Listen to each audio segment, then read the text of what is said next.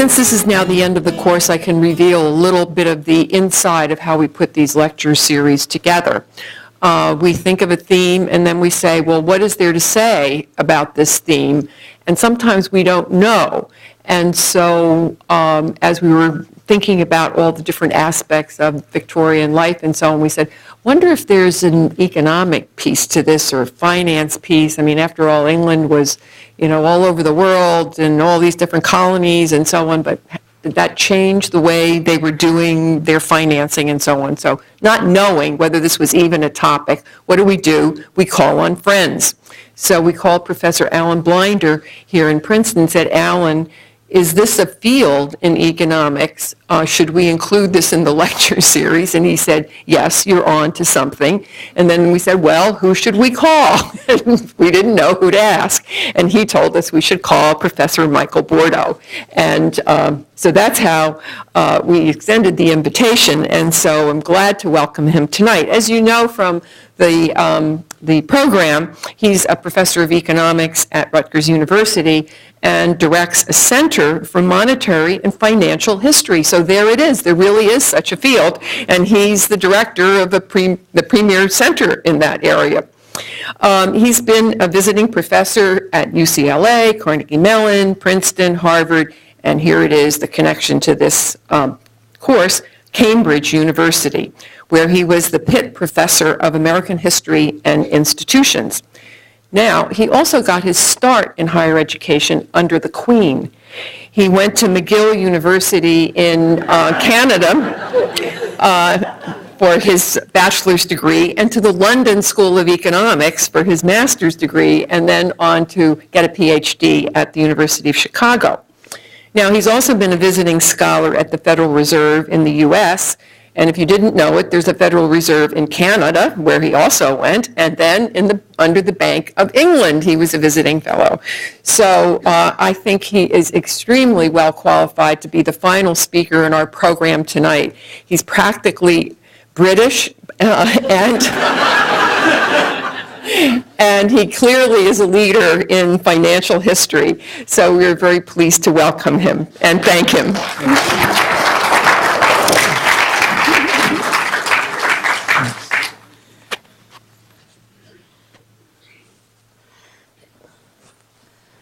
Well, actually, I'm Canadian, and and when I was growing up, I was a British subject.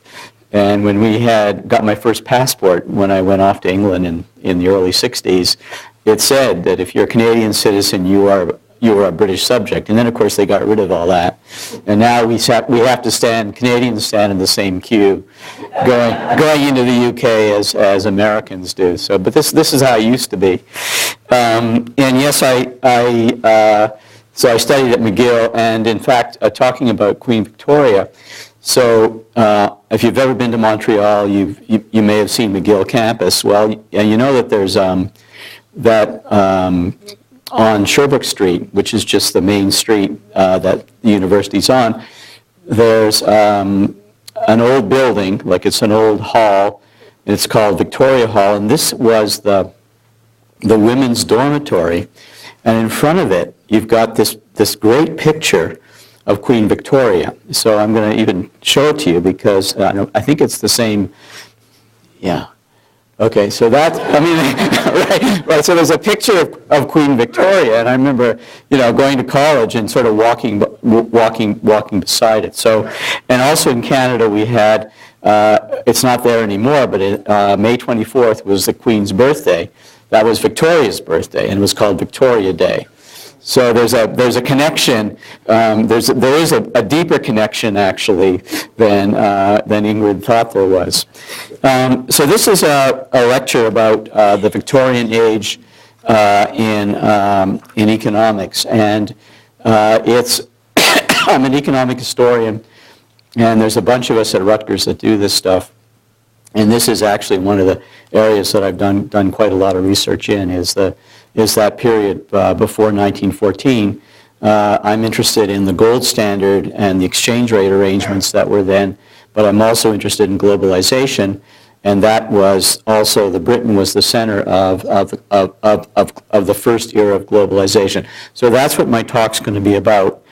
And it's economics, but it's like the level of economics is, if you read the Economist magazine, there's nothing I will say that you wouldn't already know, or the Wall Street Journal, or even the New York Times. There's nothing, you don't even have to have Econ 101, okay? So I first want to just talk about London at its peak, in fact, the center, the British Empire when it was at its peak around 1900. So in 1897 was Queen Victoria's Diamond Jubilee, and this was her 60th year on the throne. And this is a picture of, actually this isn't a picture of her then, this is an earlier picture, but this is a picture of Queen Victoria. And at that time, the British Empire spanned the world, and British naval power was dominant. But even when I was a kid, I mean, when I went to school in Montreal, you didn't have the U.S. flag, you had the Canadian flag and the Union Jack, and you had this big map of the world, and the map had all these pink pieces, okay, and pink meant the British Empire. So it really did, that was what we looked at, and then before school started, at the beginning of class, we sang God Save the Queen.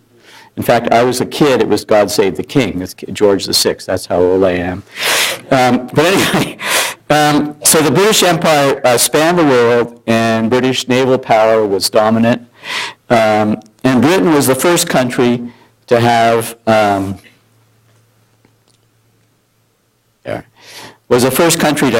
industrial revolution. And by the end of the 19th century, although it had been eclipsed in economic size by the United States, it was still one of the three premier industrial nations. And the city of London, and if you go there, you know it's that old little square mile that's sort of on the east of the West End, right? So the city of London was the center of global finance, and it still is. I mean, it's, along with Wall Street, is the center of global finance. And in 1914, Great Britain held 50% of the world's overseas investment. So that was like, it was extremely important. The city of London held the world's key capital markets. It had the markets for insurance, as well as for gold and other commodity markets. In fact, all financial markets, in a sense, global financial markets were in the city of London. And most of global international trade between all countries in the world, was financed by what are called sterling bills. These were these bills of exchange, which were sort of IOUs between the parties involved in trade. And these IOUs were issued by London merchant banks, by investment banks in London.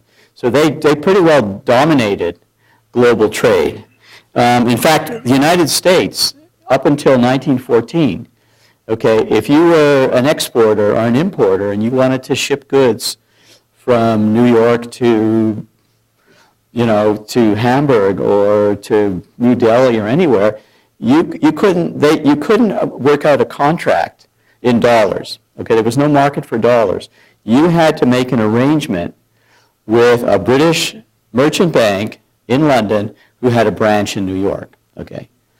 Or you could work with J.P. Morgan. J.P. Morgan's father was the first to set up the business in England, Junius Morgan, and so there was a direct connection through London. And London had at this time the most advanced and sophisticated financial markets in the world, and at the center of it stood the Bank of England, which was established in 1694. And it acted as the umpire of what's called the classical gold standard.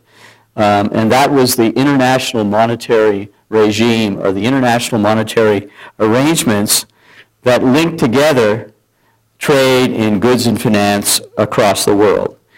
And what it meant was that every country would define their currency in terms of gold. we defined the dollar. In fact, our dollars were convertible into gold coin, and British pounds were convertible into gold coin. And the fact that the pound and the dollar were convertible into gold, and that gold, in a sense, the value of an ounce of gold was the same around the world, this meant that we had a system of fixed exchange rates, and that was called the gold standard. In a sense, England was the center of the system, and sterling, the pound sterling, was the dominant reserve currency. In other words, that all countries that had central banks would hold gold and they'd hold sterling.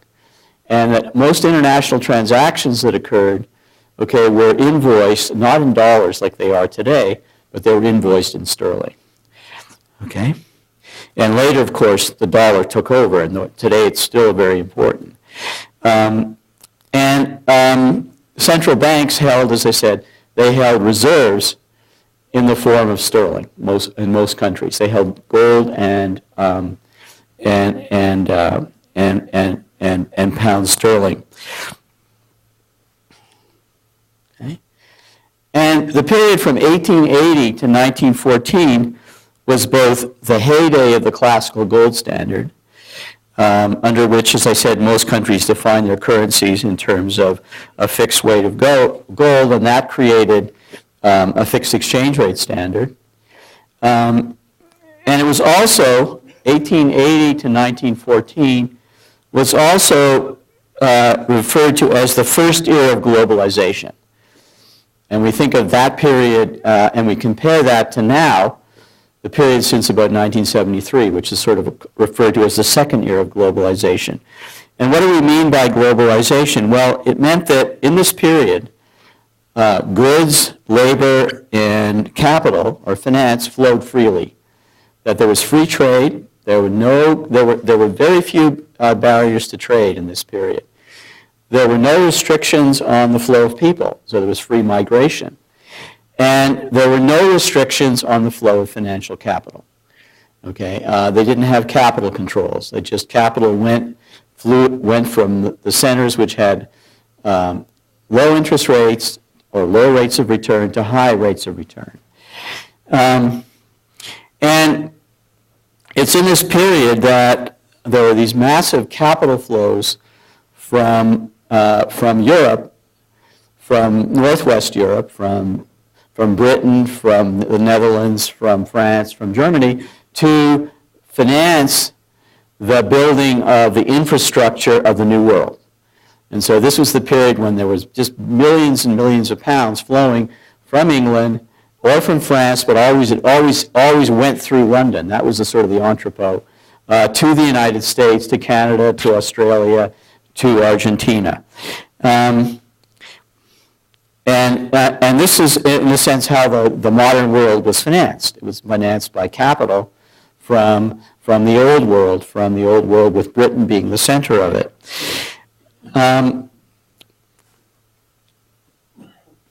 And I want to give you a quote, which you can read, but look at it. This is a quote by John Maynard Keynes from a famous tract that he wrote called The Economic Consequences of the Peace. And he wrote this in 1919 when he was, in a sense, the tract was, in a sense, a diatribe against the Treaty of Versailles. And he was there as an observer, and he came away and he was absolutely disgusted with what happened. But this is a very famous quote that it comes up all the time if you look in the literature on globalization. So, the inhabitant of London could order by telephone, sipping his morning tea in bed, the various products of the whole earth in such quantity as he might see fit, and reasonably expect their early delivery upon his doorstep. He could at the same moment and by the same means adventure his wealth in the natural resources and new enterprises of any quarter of the world, and share without exertion or even trouble in their prospective fruits and advantages.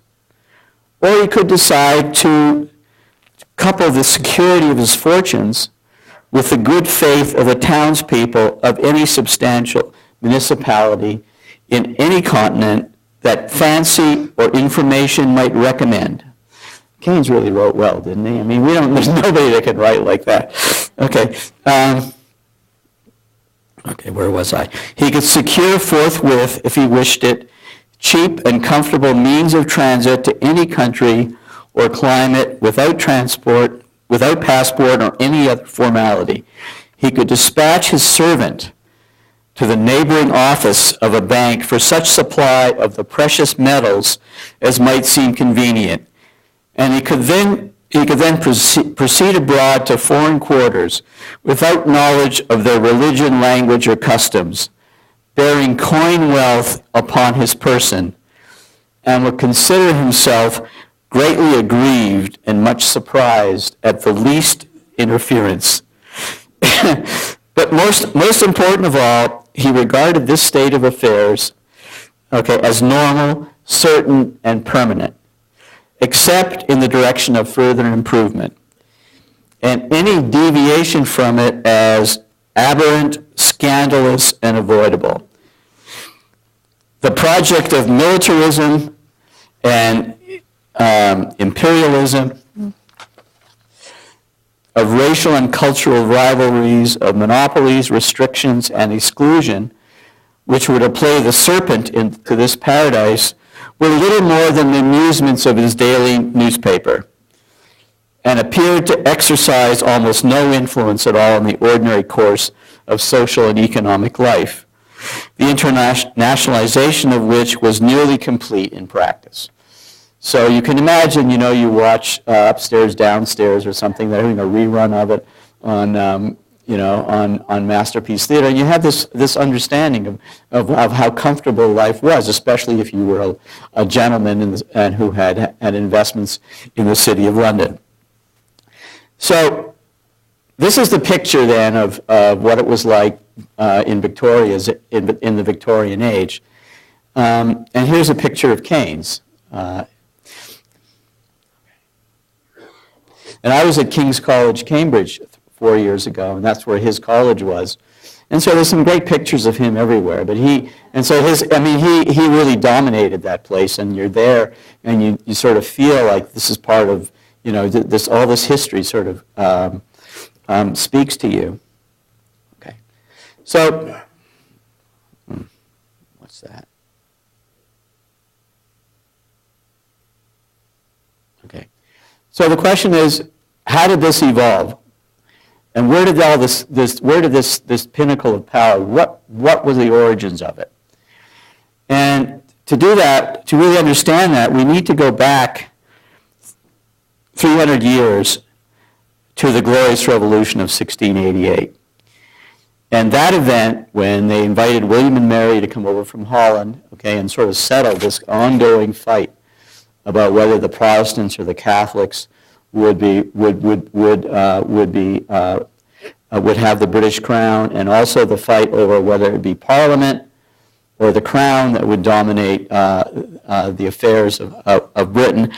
So that event, in a sense, sort of settled that ongoing fight once and for all, and it culminated a tumultuous struggle between the crown and Parliament. And it ended with the victory of Parliament. And the Glorious Revolution created the conditions for the emergence of what's called the liberal order, of the supremacy of the rule of law and the sanctity of property rights, private property rights. And these events set the stage for a financial revolution which created the necessary financial background for the Industrial Revolution. And there were 5 sort of key elements of the financial revolution. And this is where I go into a little bit of economics. So the first was the creation of long-term bond markets. And after 1688, Parliament gained control of government expenditures and taxes. And in fact, that was what the whole of the Civil War in the 17th century was about, when Charles I lost his head. It was about who was going to be in charge. It also approved and guaranteed loans to the state.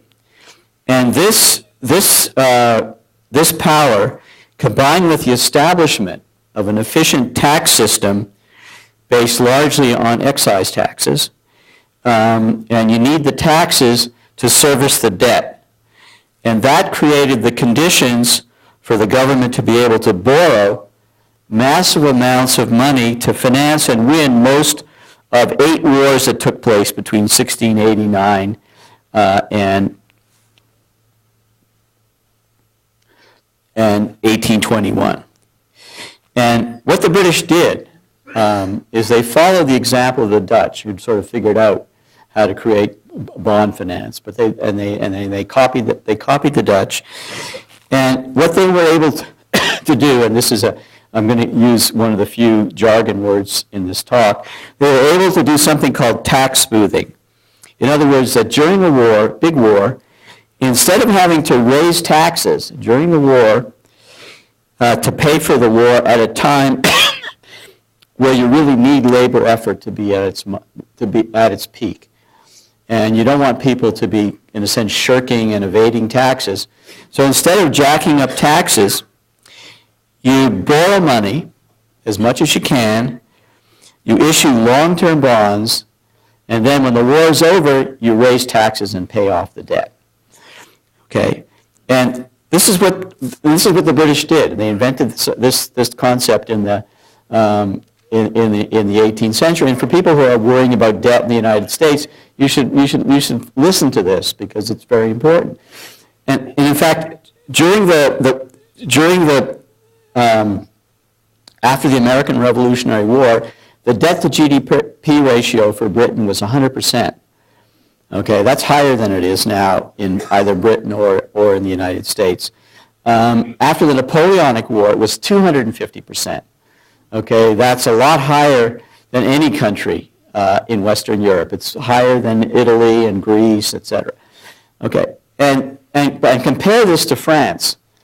Okay, France, which was in a sense the enemy, and most of these wars were fought against, they had a very inefficient tax system. They couldn't raise taxes, and they had a history of defaulting on their debt.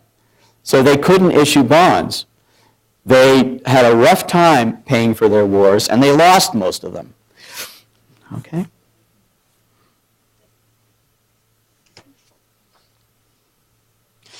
And it should be interesting that after each war, the British did pay back the debt. They raised taxes. Okay, that's what they did. And people just paid them. And the economy was deflated. And then they paid off their debt. And then, because they did that, in the next war that came along, people knew, investors knew, that the British were good, that they would always pay back their debt. They had credibility. And that's how they got credibility. Okay. Now, the second piece of the financial revolution is the Bank of England. And it was established in 1694 to provide loans to the government. That was its main purpose. And it was a joint stock bank. In other words, they could issue shares like a joint stock company today. And it had a monopoly on the issue of banknotes, and which is what was used as a substitute for gold. And the notes had to be convertible into gold. And then some more economics jargon, it then later evolved into a banker's bank and a lender of last resort to the financial system. And it also used its monetary policy, its interest rates, to manage the gold standard. And this is a picture of the court at the Bank of England. And the third element is a banking system. And that evolved also in the 17th century from these goldsmiths, many of whom were Jewish, many of whom were Dutch, who would take deposits of gold from wealthy individuals, and then based on the gold, they would lend out. In a sense, people would have an IOU that would say that they had deposited gold with a goldsmith, and these IOUs then circulated as money. Okay, and these IOUs then evolved into something called banknotes. And then what happened was the goldsmiths realized that not everybody was going to come in at the same time and convert their IOUs into the gold that was being deposited. And so you had banknotes circulating which were less than 100% backed by gold. And this is the beginning of a modern banking system. Okay? And it was very important because and these were private banks. They were a key source of finance later for the Industrial Revolution, okay, and for the commercial and the agricultural revolution that occurred in the 18th century. And the fourth element, and actually I said five, but there are only four.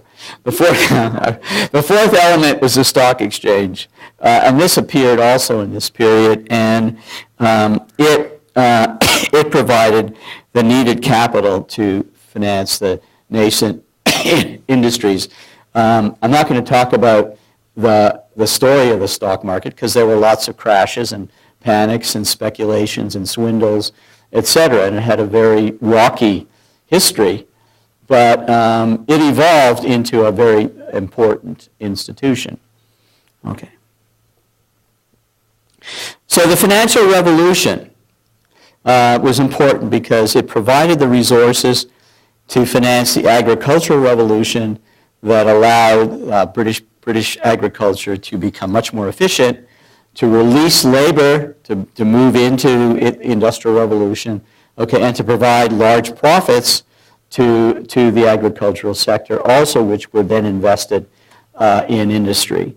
Secondly, it helped finance what's called the Commercial Revolution. Part of that's the growth of ocean shipping that occurred in the 17th and 18th century. And also a key part of that was the slave trade, which was a very major source of British wealth. And if you go to Bristol in England, you'll see there are evidences of that.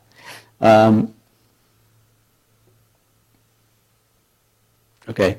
And it provided the capital needed for the Industrial Revolution. And this is a picture of dark and satanic mills I think it was a glass factory in the north of England.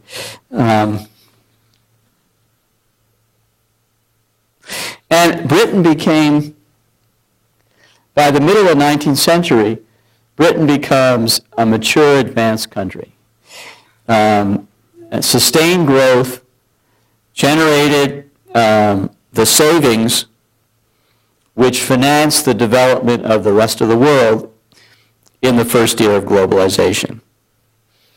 And during this era, the Victorian era now, the City of London becomes more sophisticated with the advent of merchant banks to finance international trade, what were called bill brokers who dealt in bills of exchange. These are these IOUs I mentioned earlier.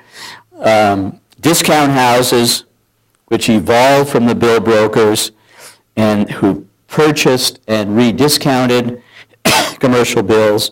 In other words, they made loans on the basis of the collateral of these commercial bills. Also, commercial banking expanded after 1826 when joint stock banks other than the Bank of England were first permitted. But the Bank of England still kept a monopoly on the note issue, and so these banks became what are called deposit banks, which is basically the kind of commercial banks we have today. The Bank of England in this period emerges as a true central bank. Its interest rate, the discount rate, which is like the discount rate the Federal Reserve has today, and that's where the idea comes from. Okay, it served as the anchor for interest rates for the rest of the financial system. So just like today, federal funds rate is the interest rate which is the anchor in which all other interest rates are tied to it. Well, this whole system started in Britain in the middle of the 19th century. By 1873, the Bank of England had learned to become a lender of last resort. That meant that it learned to provide liquidity to the banking system when there was a financial crisis. just like the one we had in 2008. Okay, so they were the first to figure out what to do. So Ben Bernanke was doing things that the Bank of England developed 150 years ago. And there were lots of banking panics in the 19th century, about every 10 years. And the bank learned by about the third quarter of the 19th century to begin following what's called Bagehot's rule. And this is named after Walter Bagehot, who was the editor of the Economist magazine in the third quarter of the 19th century. And he was very critical of some of the mistakes that the bank made earlier in the 19th century, because the Bank of England was a private bank, but it also had a public purpose. And up until about the 1860s, when there was a financial crisis and a squeeze for liquidity, the bank would be thinking more about its shareholders than about the other people in the financial markets. And so often they would get out okay, but a lot of other players would fail. And so Bagehot criticized them heavily in The Economist, and then he wrote a famous book called Lombard Street, where he talked about what a central bank should do. And what came out of that book is sort of a mantra for central banking for today, which is called Bagehot's Rule, which says the bank should lend freely, but at a penalty rate. In other words, that if there's a demand for liquidity in the heat of a crisis, the bank should just discount whatever paper comes to it. It should lend freely on the basis of sound collateral, okay, and not ask any questions. Just pump the money out there, but do it at a penalty rate, which meant that do it so that the rate of interest at which you lend is higher than the interest rate that you could get in the market. Okay, and when they began following this rule, they didn't have any more panics. The last British banking panic ever was in 1866. Compare this with the United States. Okay, in this period, the U.S. had 4 serious banking panics between 1873 and the founding of the Fed in 1914. And then even when we had the Fed, we had 4 big banking panics in the 1930s. Okay. Let me then sort of, finish this off. So the question is, what happened after Victoria? Well, in the years after the turn of the 20th century, Britain was overtaken by Germany and the United States as an industrial power. And it wasn't that Britain stopped growing. It was just that the other countries grew faster. And also Britain began to lose its military edge to Germany in this period. And then World War I came along, and that was an economic disaster for Britain. That much of the war was financed by cashing in outstanding foreign assets. So all those chits that the British had in the United States and everywhere else in the world, they cashed them in to pay for the war. Okay, they also sold their gold stocks. And they borrowed heavily from the United States, and they ended up actually printing money to capture what's called the inflation tax. This is a way of, in a sense, paying for wars. When things get really bad, you just run inflation. And what happened was also during the war that the gold standard broke down. Okay? And then after the war, the city of London tried to restore its former glory and recreate the dominance of sterling. And Britain went back to the gold standard in 1925 at an overvalued parity. That meant that its exchange rate was worth a lot less than they thought it was worth. It meant that British prices had not fallen. They had a high inflation during the war, and prices had not fallen, so that British goods, were not competitive with goods from most of its trading partners.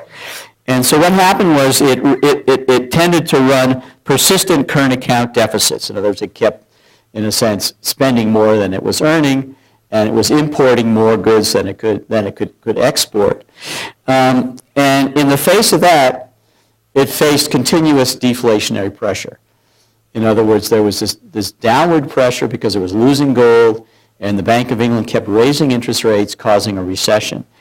And so the 1920s was a pretty bad time. In fact, Keynes wrote another famous tract called The Economic Consequences of Mr. Churchill, which indicted Churchill's policy for going back to gold at the original pre-war parity and creating the high unemployment that they prevailed in Britain in the 1920s. In fact, when you think of the Great Depression, we always think of the United States, we think of the 1930s. In the 1920s, okay, the UK had 20% unemployment running right throughout the 20s, and they were worse off in the 20s than they were in the 30s. And what happened during this period is the U.S. became the dominant economic power and also took over from Britain as a source of international capital. So the mantle was passed from Britain to the United States in the 1920s. The dollar became the dominant reserve currency, and it still is. Okay, so this goes all the way back to the 1920s. And then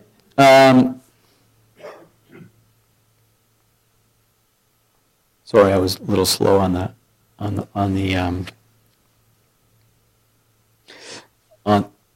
PowerPoints. And then World War II came along and finished off Great Britain as a world economic power. After the war, the empire disappeared. The economy was seriously depleted by the costs of the war. Sterling still played a role as a reserve currency for what's called the sterling area, which was what was left of the British Empire. And similar to the years after World War I, Britain ran persistent balance of payments deficits and had sluggish economic growth all the way until the 1980s. Sterling was devalued twice in 1949 and 1967 in the face of serious currency crises. The last devaluation that occurred in and also in the second crisis in 1967, the United States advanced billions of dollars to try to save the pound, and it didn't work. Okay? The last devaluation in 1967 ended sterling's role as an international currency, and that was pretty well it. I mean, the empire was gone. It was no longer an international currency. Of course, and then it got hooked in with Europe, and its history has now been tied in with Europe much more than with the rest of the world.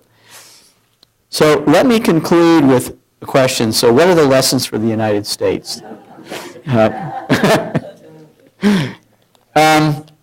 The first one is the obvious one, and that is empires never last, no matter how glorious they were. The second lesson is that the second era of globalization, from 1973 to the present, has fostered the growth of emerging market countries in Asia and elsewhere. So the growth rates of China and other countries greatly exceed that of the United States, just as the U.S. and Germany outgrew Great Britain a century ago. And in the not-too-distant future, the Chinese economy will be as big as the United States, probably within 10 years. And eventually, the level of per capita GDP will converge on ours. That won't happen in 10 years. That'll happen if everything works well for the Chinese, maybe in the next 40 years. So that's the second lesson, which is in a sense very similar to what happened if you were to compare the United States to Britain 100, 150 years ago. The third is that economic power is closely connected to military power. And as our relative strength declines, we're going to have to rethink, in fact we're already doing it, our role as the policeman for the world. And Britain went through exactly the same kind of exercise in the 20th century. So we can conclude by saying that the 19th century was Britain's century, the 20th century was America's century, the 21st century will likely belong to the emerging countries. Okay. Thank you.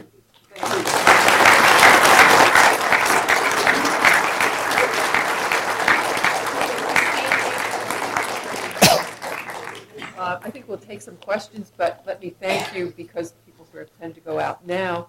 for coming and giving us this lecture tonight, which not only answered our question about is there a financial piece to all of this, but you gave it a wonderful closing for the whole series. So we are very grateful to you. Thank you. Yeah. Professor, I was interested in your comment that the Bank of England was a private bank with a public interest. Could you comment on the relationship of the financial community to the rise of the British Navy in the course of the century?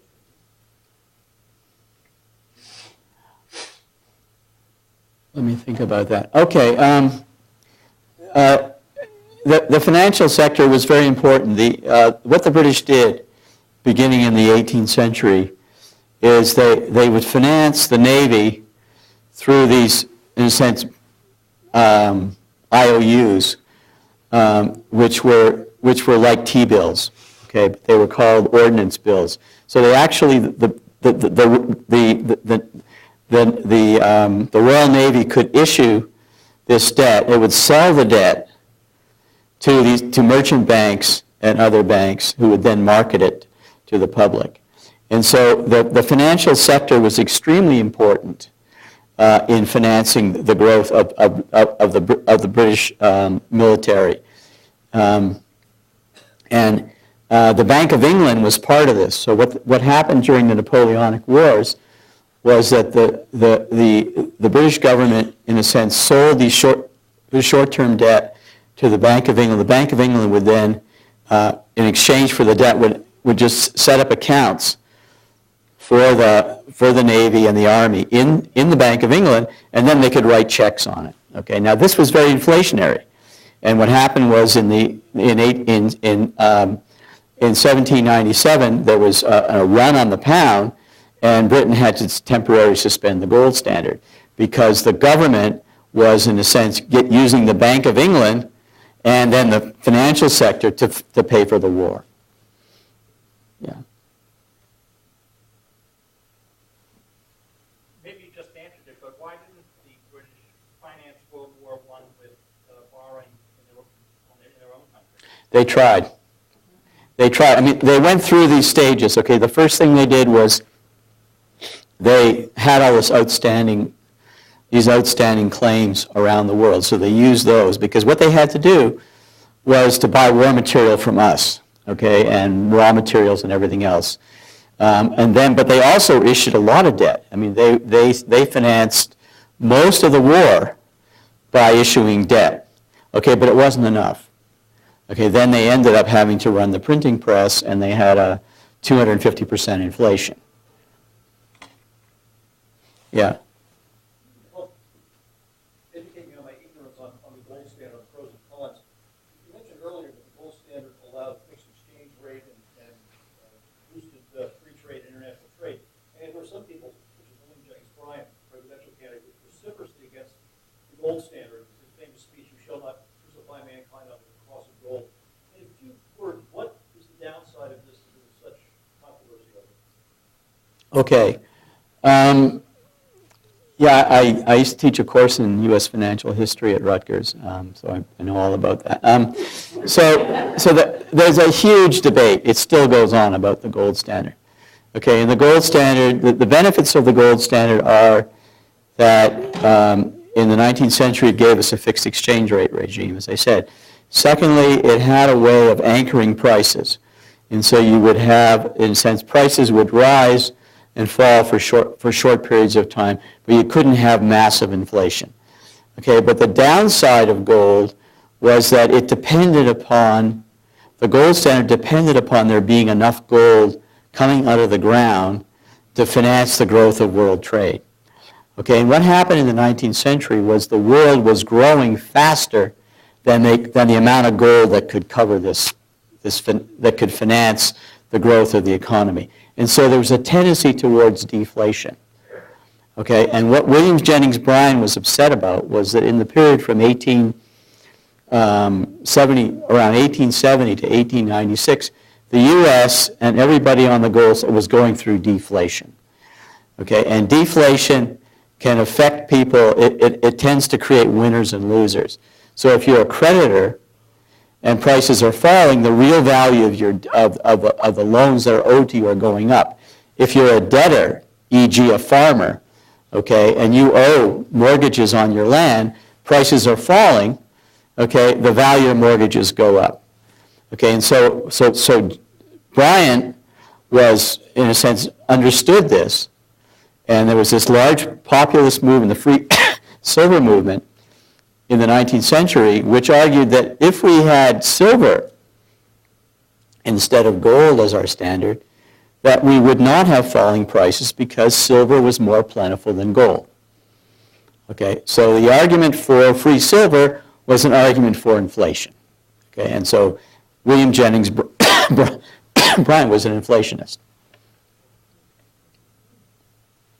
Yeah. To the gap between the really wealthy and the poor people in England at that time, and how that relates to growing gap here now?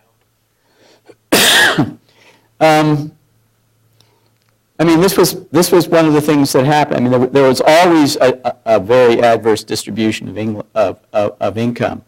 Okay, it used to be that you had, you know, these titled landowners, the lords and landed nobility, that owned all the land.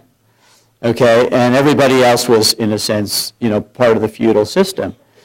And so this evolved over time into, with the Industrial Revolution, et cetera, as the feudalism broke down, and so you had the middle class emerging and some people being very wealthy, okay, and you've also had a lot of people who were released from working as serfs on the land to working in the factories. These people were much better off than they were when they were peasants or serfs, but they still were relatively poor. And so what happened in the Industrial Revolution is that the distribution of income actually improved, but it didn't look very good because you still had a lot of very rich people. In fact, what happened was with the development of the middle class, you had more wealthy people than you did before, and these were people who were in commerce and industry as opposed to people who had just inherited land. But so there was an adverse distribution of income. This always happens when you have an industrial revolution. Okay. Now we have this incredible growth of very wealthy Americans. Salaries paid to, just an article the other day in the Times about the salaries that Wall Street and the attachments of industry in our country, whatever that industry being passing patiently on. Do you see something happening socially as a result of that? Well, it's the American dream. No, actually, to be serious, the distribution of income has become more skewed in the United States, but what's really going on is that people who are highly educated, especially educated, technically educated, okay, their incomes are rising a lot more than those who are not, and that's going to continue. And that's picking up very deep-seated forces, not just the recent tech boom or Wall Street or any of that. That's picking up globalization, okay? And people who have educations, good educations, are not losing.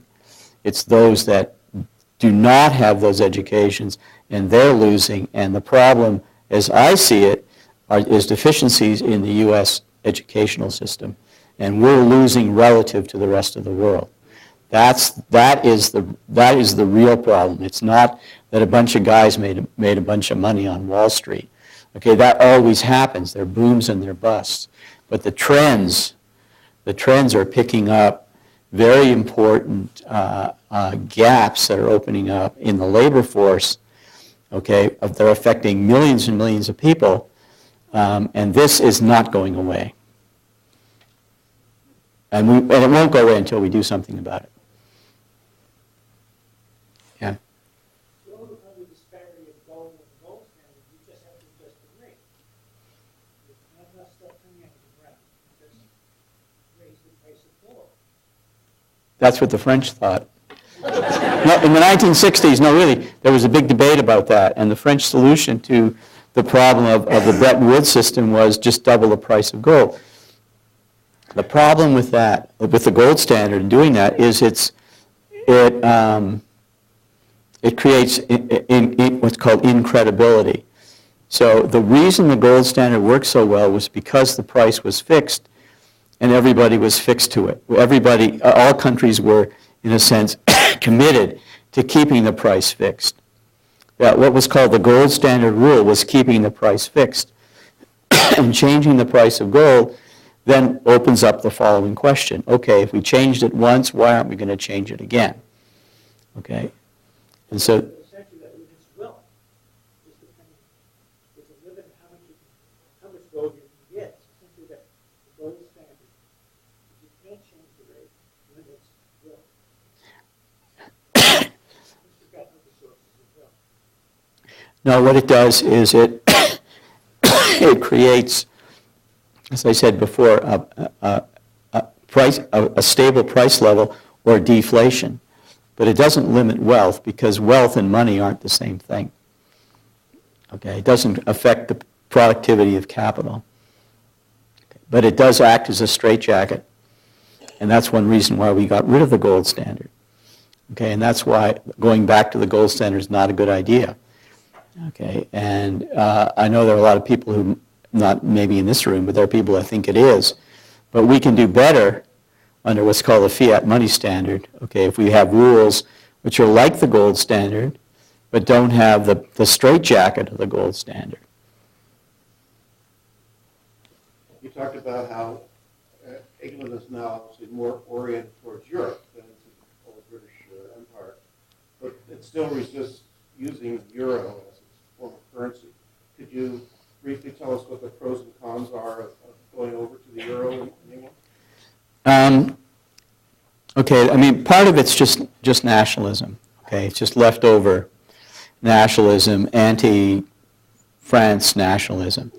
And the Euro project was a French project, largely. French and German, but the French were behind it. So there's always been this distrust in England about the French. And if you've lived there, you know it's there. Okay, that's one reason. And that's the sort of popular thing. It's the continental. And the British have always thought themselves as different than the continental. So that's one sort of low-level reason. The second reason is that if you just think about the crisis that Ireland, Portugal, and Greece just went through, right? What's that all about? Well, part of it, a good part of it, is the fact that if you have a problem like Portugal has of being uncompetitive, okay, Portugal is a country that its economy is stuck at about 1950. Okay, they're in the textile age. Okay, and what happened is they joined the euro, and they suddenly ended up with German prices. Okay, Germany is in a very advanced country that, in a sense, passed the textile phase 120 years ago, and so Portugal has a big problem. Its exports are uncompetitive. But what would have normally happened if Portugal were an independent country and not part of the euro system is they would devalue their currency. And that would allow them to get out of the trap that they're in. Okay, and Ireland, same boat. Okay, Greece is another story. They're also, not only do they have a competitive problem, but they also have a credibility problem. So Greece would be in a free fall if it didn't have the euro. Well, the Brits think like that. They know that having their own currency, sterling, gives them the flexibility to allow the exchange rate to decline and to take off some of the deflationary pressure that happens when you have a big shock like the global recession we just went through. Okay, and so the British are reluctant to give up the pound because they would give up monetary policy and they would give up any independent role for the Bank of England. That is the main reason why they're opposed. I think maybe we'll end the evening and thank you again, and thank everyone for coming. Okay. And that's one reason why we got rid of the gold.